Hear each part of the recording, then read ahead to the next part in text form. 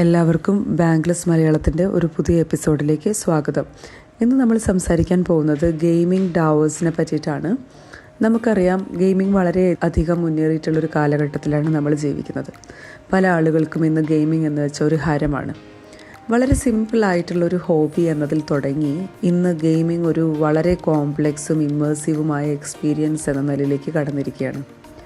Gaming ടെക്നോളജിയുടെ ഈ മാറ്റം പല പുതിയ ഓപ്പർച്യൂണിറ്റികളും ഇന്നൊവേറ്റീവ് ഐഡിയാസും ഉണ്ടാവുന്നതിനായിട്ട് വഴിവെച്ചിരിക്കുകയാണ്. അത്തരം ഒരു ഇന്നൊവേഷനാണ് ഗെയിമിംഗ് ഡാവോസ്. നിലവിലെ ഗെയിമിംഗ് പ്ലാറ്റ്ഫോംസിനെ റെവല്യൂഷനൈസ് ചെയ്യാൻ ഇതിന് കഴിഞ്ഞേക്കും.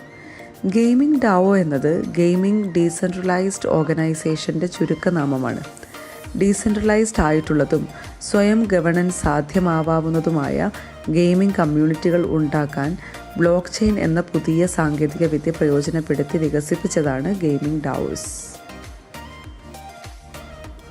ഈ ഓർഗനൈസേഷൻ പല കമ്പ്യൂട്ടറുകളുടെ നെറ്റ്വർക്കുകളിലൂടെ പ്രവർത്തിക്കുന്നു.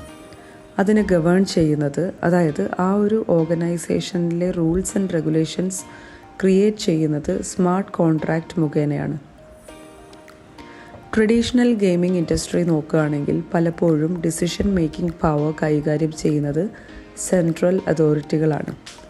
ഇവിടെ ഗെയിമിംഗ് ഡാവോയിൽ എങ്ങനെയാണെന്ന് നോക്കുകയാണെങ്കിൽ അവരവർക്ക് ഇഷ്ടപ്പെട്ട ഗെയിമുകളുടെ ഗവേണൻസ്, ഡിസിഷൻ മേക്കിംഗ് ഒക്കെ ഇതിലെ മെമ്പേഴ്സ്, അതായത് പ്ലെയേഴ്സിന് പങ്കെടുക്കാൻ സാധിക്കുന്നതാണ്.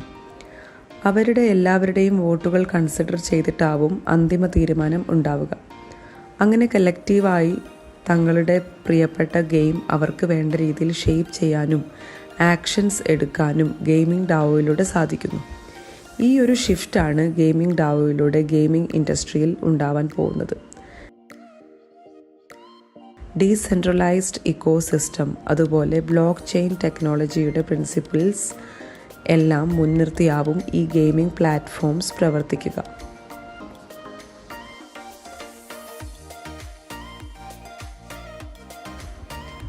ഗെയിമിങ്ങിന് വേണ്ടിയുള്ള ടൂൾസൊക്കെ നമ്മൾ ഓൺലൈൻ ട്രാൻസാക്ഷനിലൂടെ ആവും മേടിക്കുന്നത്. ഈ ട്രാൻസാക്ഷൻ എല്ലാം ബ്ലോക്ക് ചെയിനിൽ സ്റ്റോർ ചെയ്യുന്നു.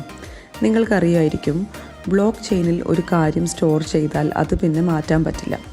അതുകൊണ്ട് തന്നെ ഗെയിമിങ്ങിന് വേണ്ടി ചെയ്ത ട്രാൻസാക്ഷൻസ് സെക്യൂർ ആയിരിക്കും, അതുപോലെ ട്രാൻസ്പെറൻറ്റും ആയിരിക്കും. ഗെയിമിംഗ് ഡാവോ വഴി അതിൻ്റെ പ്ലെയേഴ്സിന് ഈ ഡാവോയിലെ മെമ്പേഴ്സ് ആയിക്കൊണ്ട് തന്നെ അതിൽ പ്രവർത്തിച്ച് അവരുടെ പ്രിയപ്പെട്ട ഗെയിമുകളുടെ ഫ്യൂച്ചർ എങ്ങനെ വേണം എന്ന് നിശ്ചയിക്കാൻ കഴിയും. ഗെയിമിംഗ് ഡാവോയുടെ ഒരു പ്രധാനപ്പെട്ട സവിശേഷത എന്തെന്നാൽ ഡിജിറ്റൽ അസറ്റ് ഓണർഷിപ്പാണ്. ബ്ലോക്ക് ചെയിൻ ടെക്നോളജിയിലൂടെ ഗെയിമിലെ അസറ്റുകൾ ടോക്കനൈസ്ഡ് ആക്കി മാറ്റാൻ കഴിയും. ഇത് പ്ലെയേഴ്സിന് ഓൺ ചെയ്യാൻ സാധിക്കും.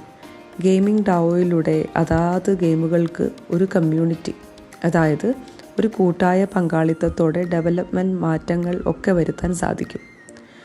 ഡാവോസിലെ പല തസ്തികകൾ തമ്മിൽ കൊളാബറേറ്റ് ചെയ്യുന്നതിലൂടെ പ്ലെയേഴ്സിന് ഡെവലപ്പർമാരായും ഡിസൈനേഴ്സായും കൊളാബറേറ്റ് ചെയ്യാൻ സാധിക്കും.